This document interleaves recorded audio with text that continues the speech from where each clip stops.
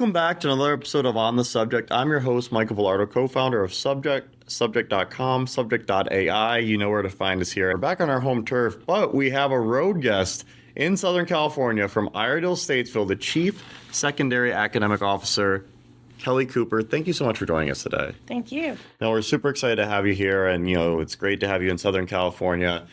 What do you think for you is what drew you in education, though? We always love to be able to start there. What made you want to help kids?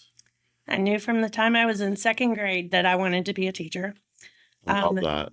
And as I got older, I went into business first. I actually have an accounting degree. Amazing. But my heart was always, it called me back to education. I began training people that were in my bank at the time. I worked for Bank One. And I knew that's where my heart was. So the day that I stepped into my first classroom, it was home. I knew that's where I was supposed to be. And so when you think about the impact you've been able to have on so many young people, what have you seen change the most since when you got into education through 2025? What do you think is different about your students? Our students are definitely more in tune to the digital world.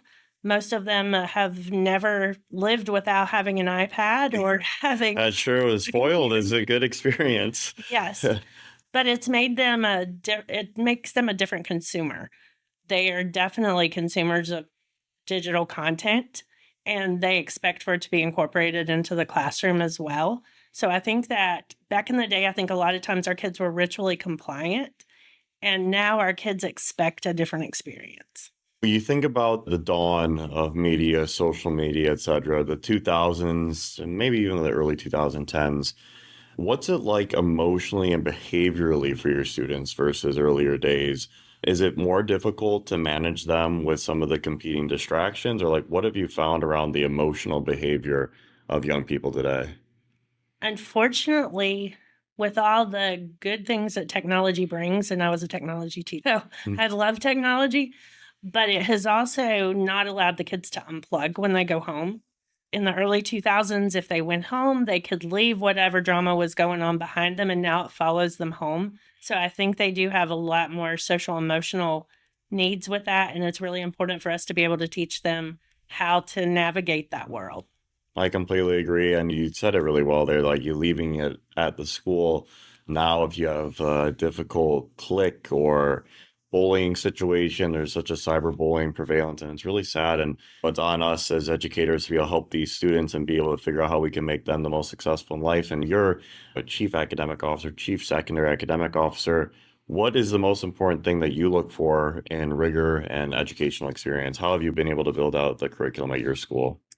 We are really focused on depth of knowledge and making sure that what we're asking students to know and be able to do really matches the state standards, which the state standards go much further than what they did when I was in school, where a lot of it was direct recall. Now you're expected to be able to do something with the information or synthesize that information. And it's really important to help kids know how to discern what's true and correct, and to be able to be really good consumers of the information that comes at them, because we have a lot of misinformation that comes to us as well, and helping kids be able to look and say, what's your source? Where did you find this? Is that a trusted, reliable source? And so for you, when you think about educating students in North Carolina today and all the incredible companies that are based there, the research triangle between Raleigh, Durham, that area is incredibly well advanced technologically. What have you brought as a technology teacher from some of the incredible trends in the state to Iredell-Statesville? Since my time there, we've become a one-to-one district. And fantastic. Congratulations on that. It's a big accomplishment. We were one of the Race to the Top districts. We won one of the Race to the Top grants. Oh, amazing. And so I participated in helping to write that. So we spent a lot of time teaching our folks how to actually use blended learning so that we know how to incorporate technology in the appropriate times. You don't need technology all of the time, but you need it when it's appropriate. That's really been a focus this year with our secondary teams, is going back to the basics of good blended learning, so that teachers don't use the computer as a replacement for a worksheet, but that they're actually using it to help students reach those higher levels of rigor with DOK. Fantastic. And I really appreciate your thoroughness. And the one thing we always do it subject to express gratitude for educators like yourself and being able to continue to learn how we can make our product better. But how can you give a shout out to either a student or a teacher that impacted you most in your career? How can we thank them into the camera? I would say thank you to Dr. Kendra Bogus, who is president of Concord University in West Virginia. She actually was she was my college mentor, and she was also my business teacher back in the day. And she had so much influence in how I taught. She also introduced me into HTML programming language Oh, and had us on the ground floor of moving technology forward. So I would give her a big shout out. shout out.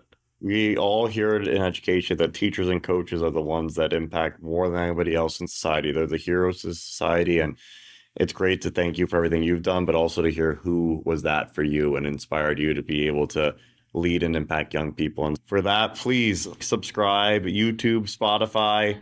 We're trying to be able to bring more light to these incredible educators. And thank you so much for an incredible episode today. It was so much fun. Thank you.